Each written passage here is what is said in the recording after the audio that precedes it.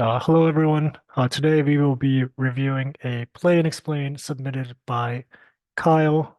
Hi, Kyle. Very excited to review this play and explain. I've already seen some of the footage beforehand and lots of interesting hands to break down today. So, yeah, let's hop right into the Doing a video. 30. Okay, cool. This is Kyle Chilcutt. I'm doing a 30-minute play and explain on Ignition, 50 NL. Gonna be running this for about 30 minutes. Gonna play and invest and explain my thought process out loud.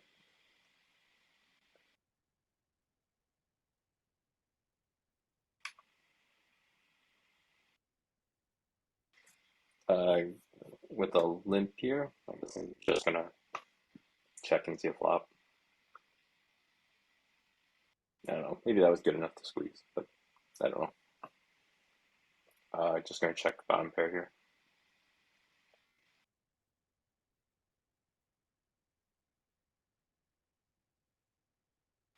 I can call with the bottom pair. I think that's probably like, okay. Probably not raising here or anything. I don't know. It was just a free hand to start with, kind of. So let's address quickly the pre-flop question. So was this hand good enough to squeeze or to ISO? I would say no. Um, Maybe if it were heads up, you might be able to get away with a loose ISO, but I think once the small blind comes in, getting through two players is a little difficult, and your hand is not very good. So I would just check and complete and see what comes on the flop. Now, facing a one big blind C bet from a fish who limped, we have a pretty easy continue here. So it is a multi-way bet, so we should be a little cautious, but we are getting great pot odds. We only need 20% equity to continue. We have almost direct outs to hit a four or an ace, and we could just have the best hand already. Now, had they bet a little bigger, maybe they bet 2/3, or if they had they bet pot, you probably have to start folding this hand, but facing a one big blind bet, I think this is an easy call. I can. I think.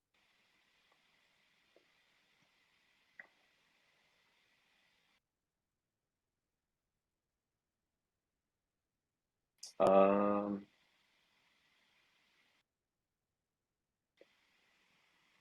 with the seven pairing flush coming in, losing to like a bunch of pairs and everything else, I think I'm gonna just fold against the pot size bet. Yeah, I think this is a pretty easy fold now. We just continue with all of our sevens. Maybe a jack with a high club can continue, and then just mucking, all of our worst pairs on the turn.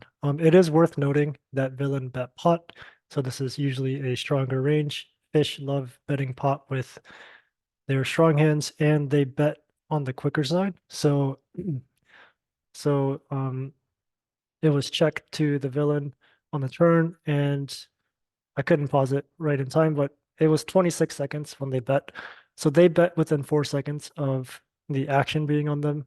Usually, when they bet quickly, they are usually stronger. So we have two big signs of strength, the pot size bet and the fast bet. So we have a pretty easy fold here, and probably a spot that I would generally be overfolding and playing very cautiously. The second hand we have here, another limped pot with 10 deuce of clubs, and I'll let Kyle break down the action. Nice. So this one I have a flush draw. Um,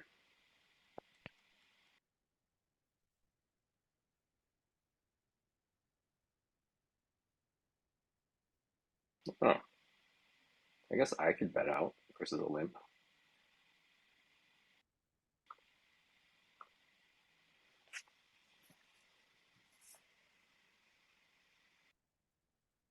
No one really has like a very strong range that would raise me here. I don't know.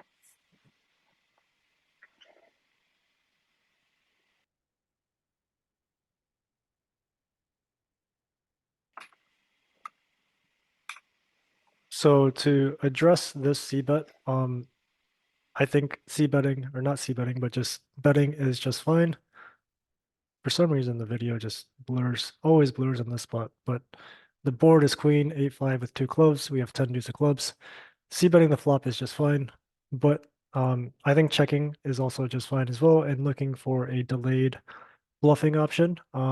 If the flop checks through, we have an easy stab on the turn. Had the fish bet themselves, we could also throw in a check raise. So I think you have a lot of options with the way you want to play this hand, and this hand does not always have to be a bet. We are also not drawing to a high flush. So even if we do make our flush, our hand is good, but not amazing. So I would rather bet like a king high flush or a jack high flush, and then maybe be a little more cautious when it's multi-way with these low flush draws.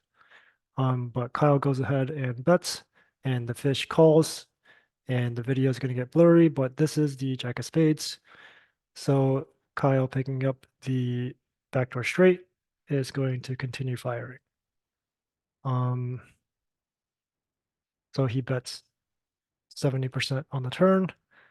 Um, I think it is worth noting that villain snap calls the turn. So one thing to think about when they snap call is they are generally not going to be strong.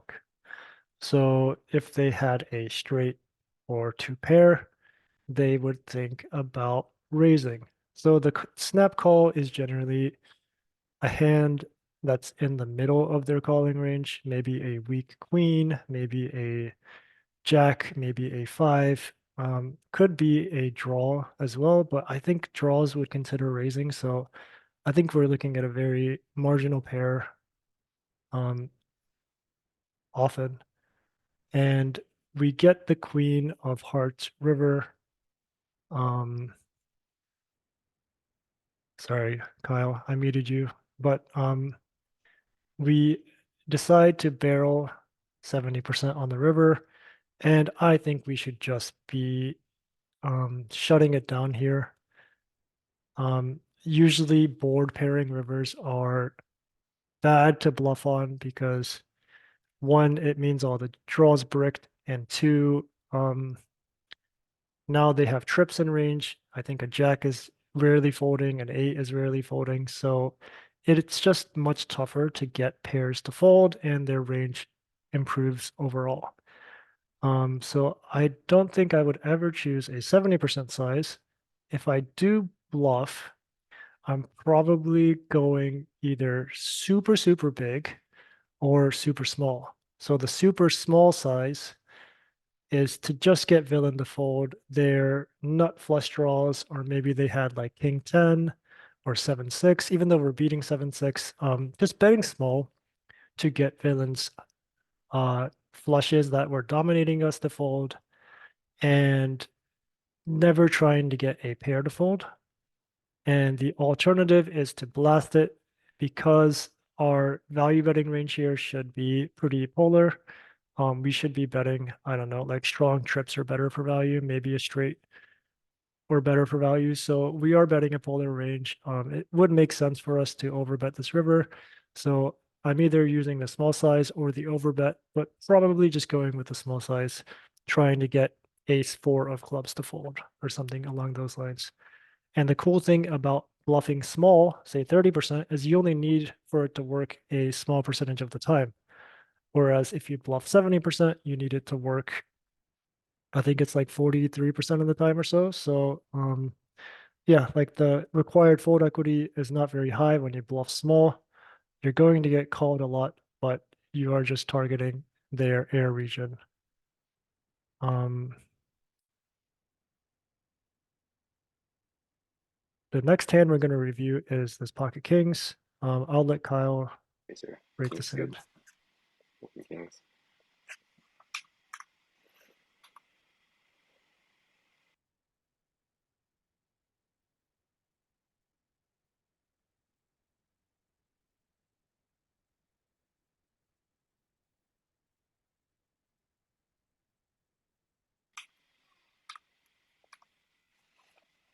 All right, so three bet squeeze. So I think I'm gonna four bet this.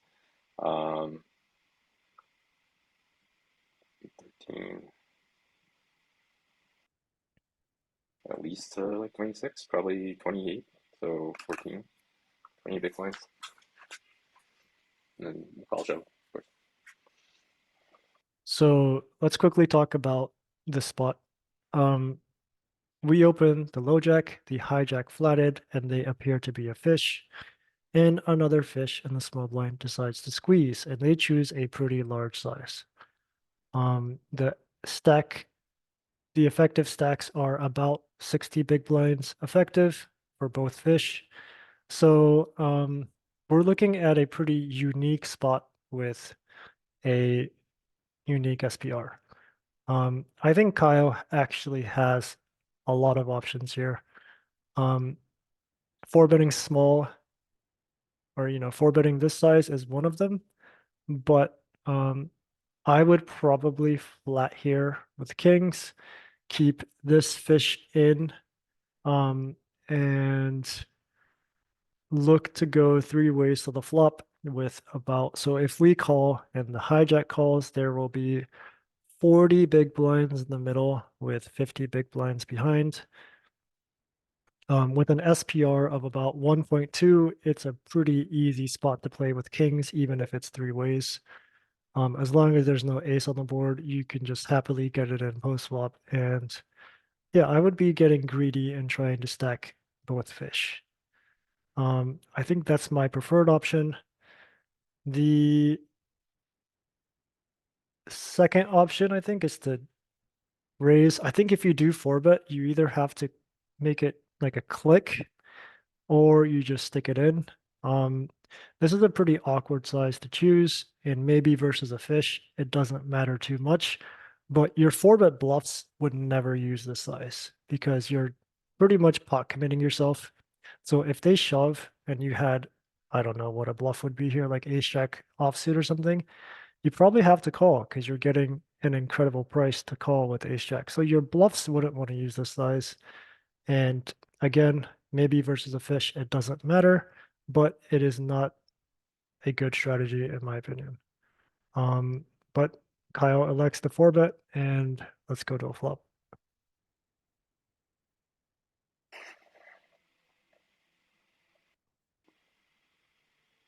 All right, so this one we have top set. We can probably get the money in at any time. Maybe if I just bet really small, I can get like them to raise all in if they have queens, or maybe just inside straight draw, something like that. Um, although maybe that wasn't small enough, just because of how big the pot was. Yeah, so I think this is an incredible size to use. 20%. You could even go smaller, maybe bet like nine big blinds, but that's nitpicking. Kyle said something really good where we can get the money in at any point. And yeah, the SPR is already less than one, so we can easily get the money in on the turn or river if we had checked the flop. I would just start betting here because the board is very connected and we can get value from any hand that has a jack or a ton.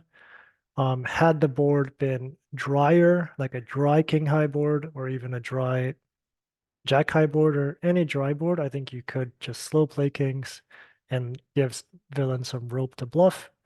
But I think on this more connected board, you can just start betting right away and get value from their draws. So he bets Whatever. I guess it just went all in now. a third, and yeah, I think the turn you just go all in. Um, you could try to use a milky size again, and use something silly like betting eight big blinds, but jam is also just fine too. And they unfortunately fold.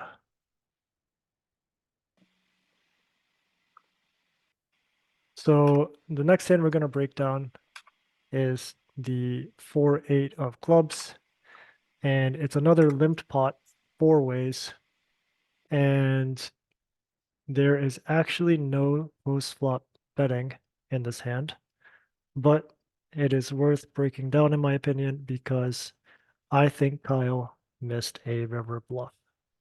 So the flop checks through. Um, That is pretty telling that nobody has a queen. I would expect a queen to bet sometimes, and on the button, I would always expect a queen to bet, and maybe even they bet some of their tens with a good kicker. On the turn, it checks through again, so now we know nobody has a queen, nobody probably has a three either, and maybe the best hand we're looking at now is like maybe somebody has a 10, but we're looking at a really weak range of like nothing, maybe pocket fours or something, or maybe ace highs. So after it's been checked through all the way to the river, I think Kyle should take a stab at it here. There is four big blinds in the middle, so there is something worth fighting for. I would probably just pot the river because I am trying to get everything to fold. Ace highs, a 10, and I would be very, very surprised if I ran into a three or a queen. So if I was in Kyle's shoes, I would pot the river here. I don't even know if I would have been it otherwise. I don't know. I don't know if I could have got a bluff through three players. So Yeah, and I know it's scary bluffing into three players, but we should read heavily into the flop check and the turn check. And generally, yeah, an ace high ends up taking down the pot.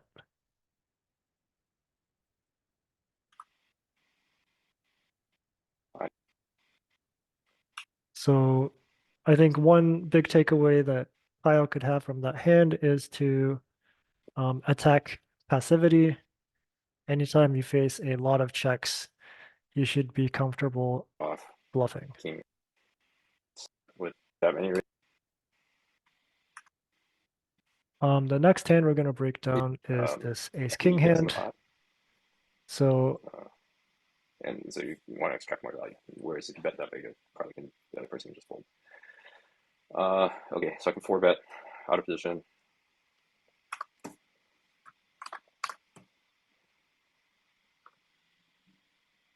I don't know. This is a weird size, so I'm already doing weird size back. Uh, so Kyle elects the four bet ace king off, which I think is a slam dunk four bet. 3x sizing out of position, I think is a good size.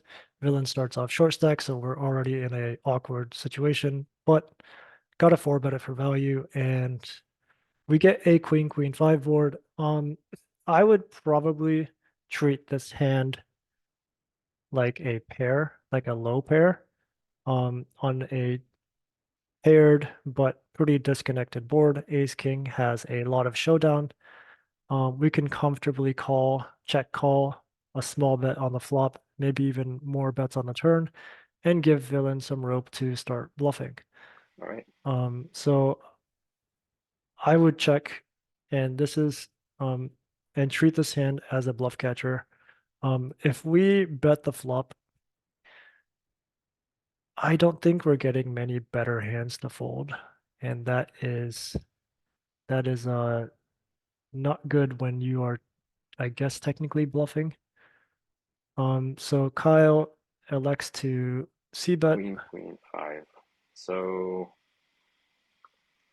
very unlikely that he has queens. I have top of range. He's gonna have other pairs. I'm gonna start by betting small off the beginning. Uh, hmm,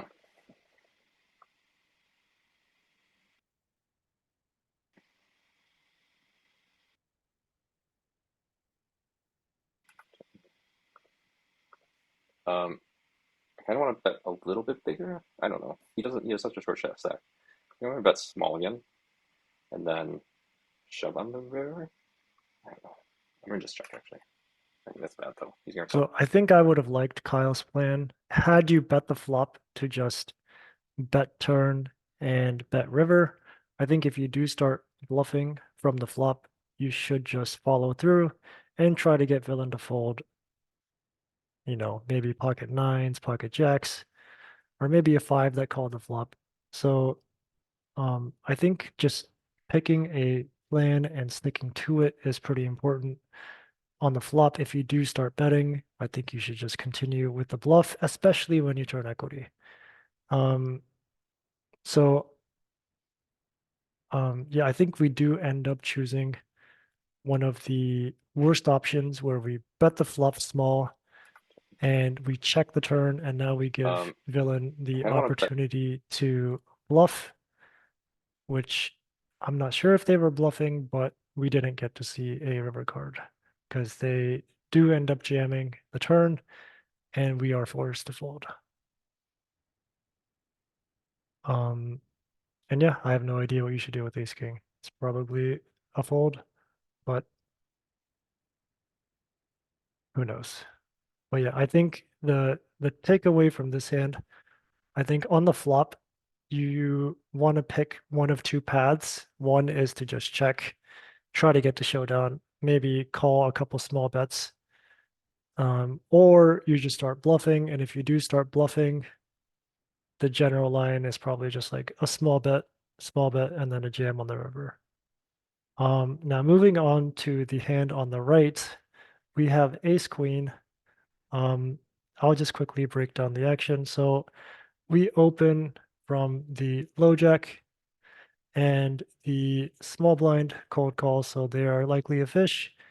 And we get a 9 high monotone board, not a board you want to be c betting all too often, and Kyle elects to check. We get a 4 flush turn, and I think this is where you could start bluffing. I think you have options here. You can easily get some worse pairs to fold, trying to rep the flush, but I think the turn bet is somewhat optional. You could bluff, you could check, but once you arrive on the river, so Kyle elects to check here, and we get a king river, and villain checks again. They've checked 3 times. Even though we do have a little bit of showdown, I think it's really easy to get a pair to fold here. And in general, when villains check 3 times, they'd never have a strong hand, and I would just bet maybe 70%, maybe 90%, but something on the bigger side and easily get any of the pairs to fold. And this is another spot where, yeah, it's similar to the multi-way hand that we looked at earlier, where it was checked down to the river, but attacking checks, attacking passivity, and putting in a bluff because we think that villain doesn't have a strong hand.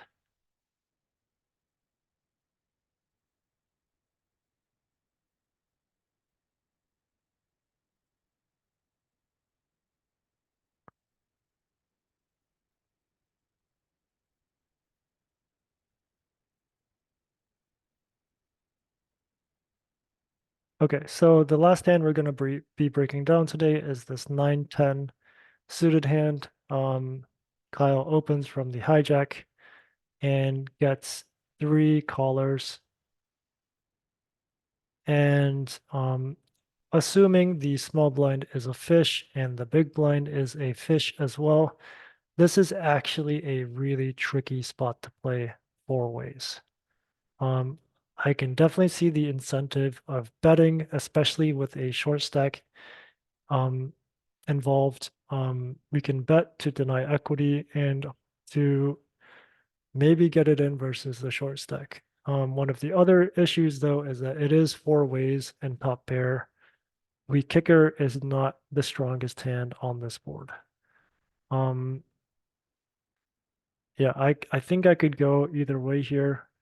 Just betting for protection and value now while we can, especially with many fish involved, but likely shutting it down on turn and river if maybe one of the big stacks call or raise or do anything of that sort.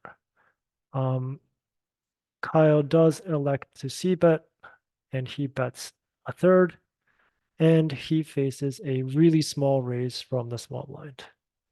So if you were playing against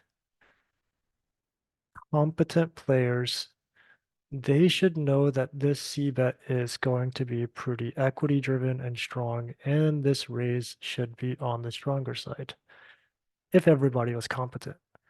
But we are playing to 50 and 0 with a bunch of fish, and this guy, I'm assuming, has no idea what's going on, so we should be giving this raise very little credit.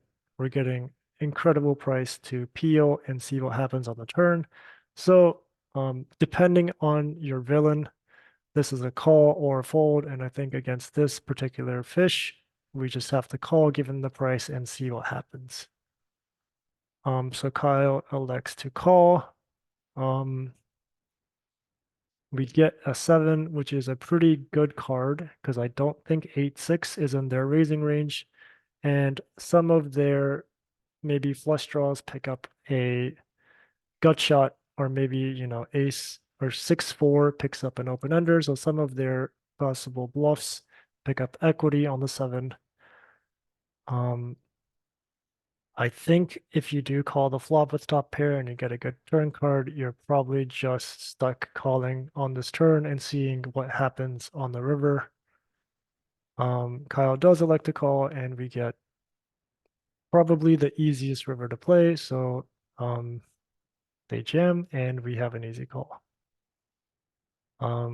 Yeah, and multi-way, 4 ways on the flop was pretty tricky, but the run out was very nice to us, and we were able to scoop a big one. Yeah, and that's the last hand of the video that I wanted to break down. Hopefully some of the takeaways that Kyle has is to, I think betting or bluffing more when you face a lot of checks, even multi-way in the in the 4-8 of clubs hand, and also with the ace queen hand, when you do face 3 checks, it's a good spot to bluff. And maybe the other takeaway as well could be the pocket kings hand, where since the SPR is so short, let me see if I can find it. Since the SPR is so short, you do have options to call pre-flop. Because I mean, and even if this guy folds, if you call 13, you're going to the flop with 29.5 big blinds with 49 behind. That's already an SPR of about 1.8 or so. So really easy spot to play post flop. And then if this guy calls, then yeah, it's like an SPR of 1.2. And um, yeah, you can slow play a little bit to try to trap and get 2 fish involved. I think that especially when you're this short. Now, if you were all 100 big blinds, then yeah, you should always 4-bet. But when you're shorter, you can get a little more trappy because, post flop is going to be much easier to play when you're short stack. When you're deep stack and you flat this and you go to the flop with 40 in the middle with, 90 behind, then that becomes a little more tricky with an SPR of 2.5 or so, 2.2. So, yeah, I think I hope those are some of the major takeaways that Kyle has from reviewing this. Thank you for submitting the 30-minute play and explain, and I will catch you guys on the next one. Peace.